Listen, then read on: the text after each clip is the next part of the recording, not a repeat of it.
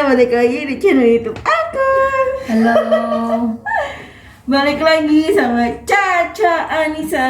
Hai, ini lagi pasang eyeliner, ini garis khatulistiwa kita pasang ke mata supaya kita Jadi Caca ini mau cerita pengalaman horor. Aduh, pengalaman horornya banyak ya. Secara hidup gue juga horor. Pekerjaan gue juga kadang horor. Tapi ada. Jadi gimana? Jadi di sebuah mall yang terletak di Bilangan Jakarta Selatan, tempat aku bersiaran dulu Apa Kabar Indonesia malam weekend. Jadi tuh abis siaran kalau nggak salah ya jam-jam 8:30 gitu aja deh. 8:30 malam atau jam 9 lah, gue nggak ngerti. Jadi gue tuh sering banget, kan gue pakai baju sponsor. Jadi setelah selesai siaran, baju sponsornya gue buka, gue ganti seragam, terus nanti balikin ke tim wardrobe biar bisa besok di laundry atau dikembalikan gitu kan. Atau kadang-kadang suka gue ganti aja sendiri buat nanti besok gue kasih. Jadi gue pulang kayak seragam karena nggak enak kalau pakai baju siaran tuh kan serba ketat, nggak nyaman. Jadi gue jam sebelumnya itu ritual gue biasa banget lah, gue selalu ganti baju di kamar mandi. Mau jam berapapun malamnya aman-aman aja karena mall tutupnya jam 10. Jadi gue jam 9:30 lewat. Di kamar mandi yang sama. Iya, di kamar mandi yang sama tuh selalu aman. Tapi di situ gue ngerasa ini kayak ada yang berbeda mungkin yang terjadi ketika gue masuk ke kamar mandi itu sepi, nggak ada orang. Udah gue masuk, itu ada 4 kubikel. Tapi gue nggak ngeh tuh kubikelnya di mana. Yang penting gue masuk di nomor 2 aja. Jadi yang pertama itu kebuka pintunya, yang kedua gue masuk, yang 3, 4 gue udah nggak lihat lagi. Gue langsung masuk nomor 2.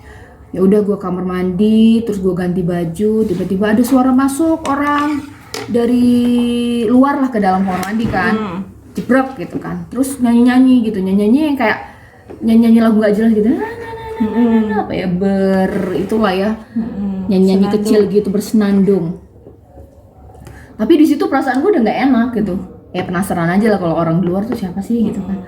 Terus dia ngelewatin kubikel kamar mandi gue tuh kan.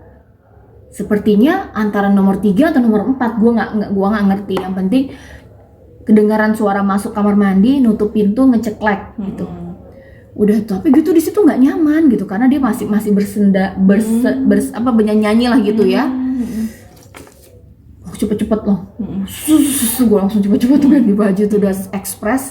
Habis itu gue keluar. Terus Gue tuh sebelumnya gue nggak pernah kepo mau ada orang masuk, mau dia masuk ke kamar mandi mana, gue nggak peduli lah, yang penting gue selalu keluar habis ganti baju langsung cuci tangan keluar cepetan udah. Tapi malam itu gue kepo banget, don't know why, nggak tahu kenapa gue kepo. Gue lihat ke belakang dan itu bikin gue shock. Kubikel pertama pintunya kebuka, kubikel kedua kebuka karena bekas dari gue. Kubikel ketiga kebuka, kubikel keempat tulisannya rusak dan disegel, dikasih tali. Damn, lama di gue. Dia masuk kemana?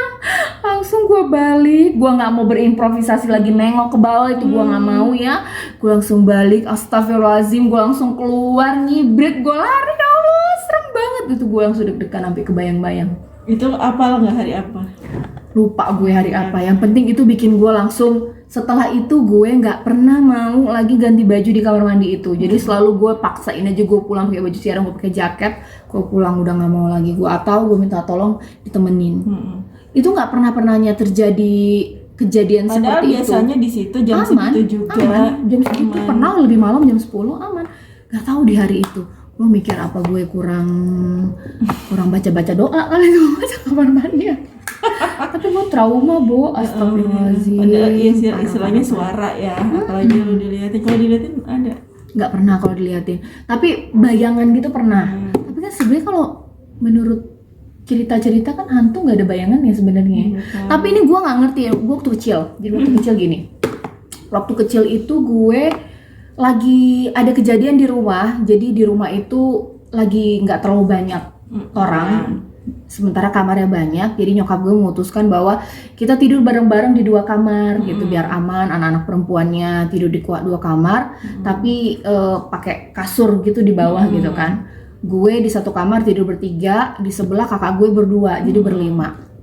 Gue tidurnya menghadap tembok ini, Jadi siapapun yang lewat di belakang tuh harusnya kelihatan, karena kan ada lampu luar, kelihatan bayangannya. Di sebelah kiri ada kamar mandi yang nyambung ke kamar sebelah. Dan di kamar itu juga ada pintu nyambung kamar sebelah, jadi connected gitu kan. Malam-malam gue kebangun, tiba-tiba kayak ada orang lewat. Tapi di sini nggak ada aktivitas kebuka pintu, nggak ada, buka nutup pintu nggak ada, yang pintu yang situ juga nggak ada, lewat aja. Terus gue tidur lagi sih. Tapi gue kepo, siapa sih? Kan nyokap gue di sebelah, kakak gue juga lagi tidur, nggak ada orang buka pintu, siapa yang lewat? Iseng lah gue nanya sama kakak gue, tak semalam emang ke kamar gue gitu, ngapain gitu? Kamar mandi kenapa nggak lewat dari kamarmu aja? Gue lagi tidur katanya gitu, nggak bangun-bangun. Tanya lagi kakak gue satu lagi, mana ke kamar aku? Ya apaan sih, nggak ngapa-ngapain juga lagi tidur. Langsung gue pikir, wah, setelah itu gue trauma. Jadi gue nggak pernah mau tidur menghadap tembok yang belakang gue itu kosong. Jadi kalau ada orang lewat nggak kelihatan tuh. Abis itu gue trauma, nggak mau gue, trauma banget gue. Cuman itu doang sih sebenarnya. Jadi Sama tapi sama gue gini pernah. Waktu liputan banyak ya, katanya nggak ada tapi banyak ya. Gue lagi liputan. Liputan itu di daerah kalau nggak salah, liputan teroris, gue bingung. Oh enggak, liputan jendela usaha kalau nggak salah. Jadi kita tuh nginep karena acaranya itu kan malam. Jauh. Sorry, acaranya kan besok pagi, jadi kita nginep. Sampai di situ malam jam 11 malam apa nggak salah. Terus gue tuh udah nggak enak gitu kan, gue memang nggak mau gabung ya. Kadang-kadang kan kalau sakit takutnya kita suka satu tim tuh gabung ya bareng-bareng, meskipun ya aman lah, pasti aman lah ya, namanya tim bisa berlima gitu. Cuman gue memang nggak pernah nyaman, selalu gue paksa, takut nggak takut gue kamar sendiri gitu.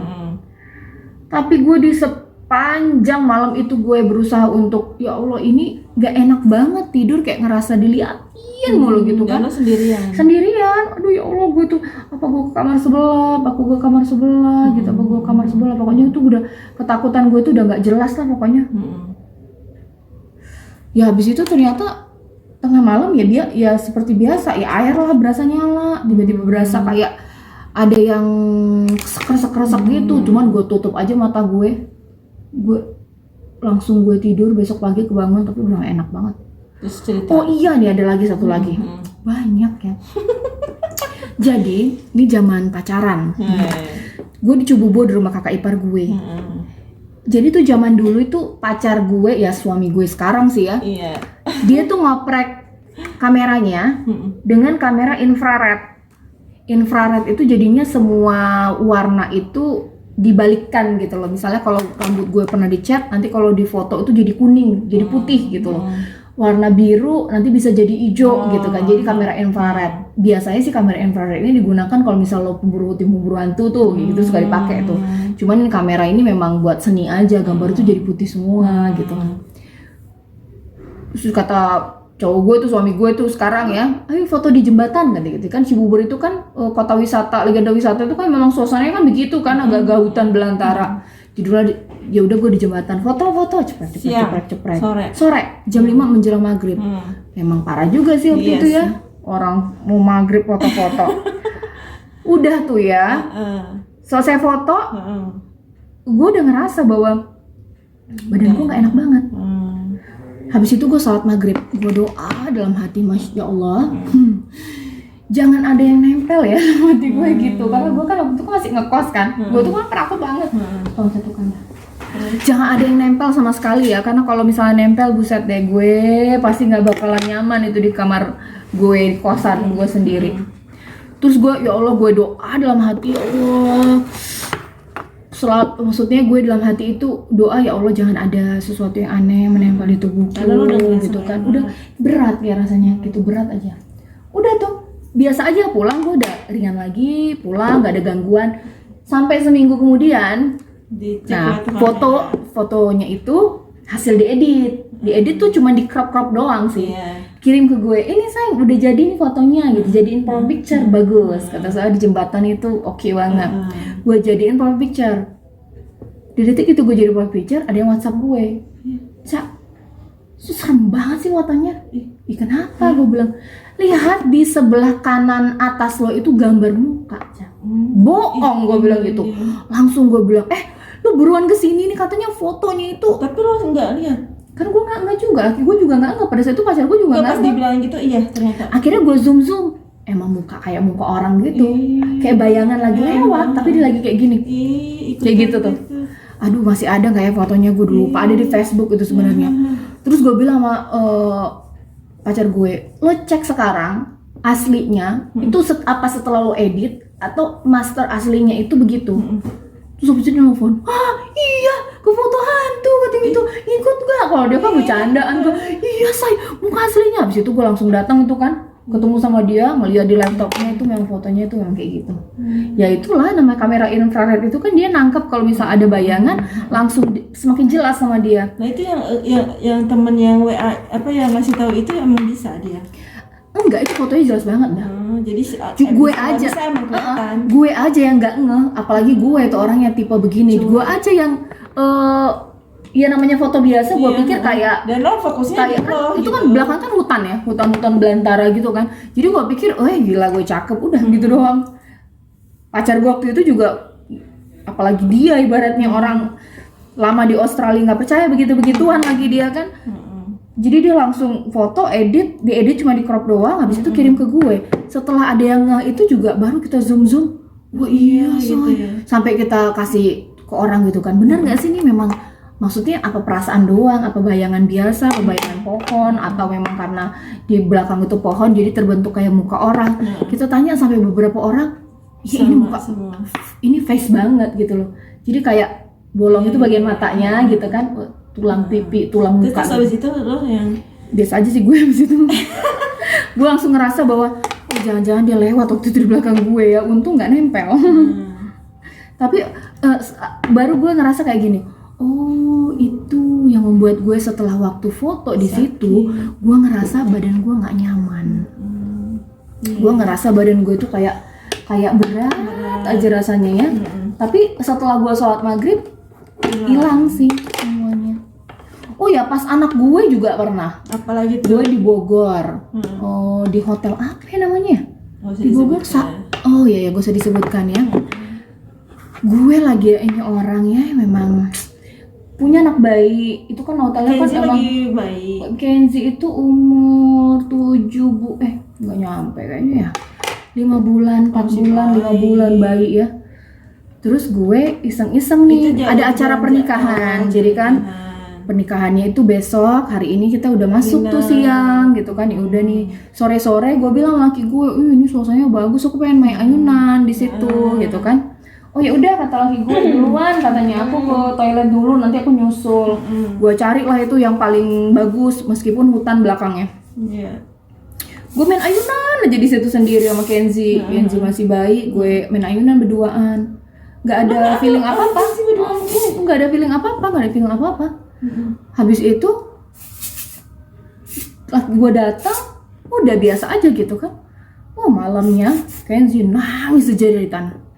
Nangis itu berjam-jam, 2 jam, kasihan banget. Itu di hotel tuh besok mau acara. Aduh, terus mertua gue bilang, kamu dari mana? Maksudnya tuh nggak boleh kata gitu. Kalau punya anak bayi itu nggak bisa sembarangan kamu, nggak permisi dulu main ayunan aja sendirian berdua gitu, nggak boleh. Kata apalagi di sini hotel lama gitu, hotel tua yang besar gitu kan. Nah mana tahu gitu kan. Udah nangis ya udahlah, pada dibacain ayat kursi apa segala macem.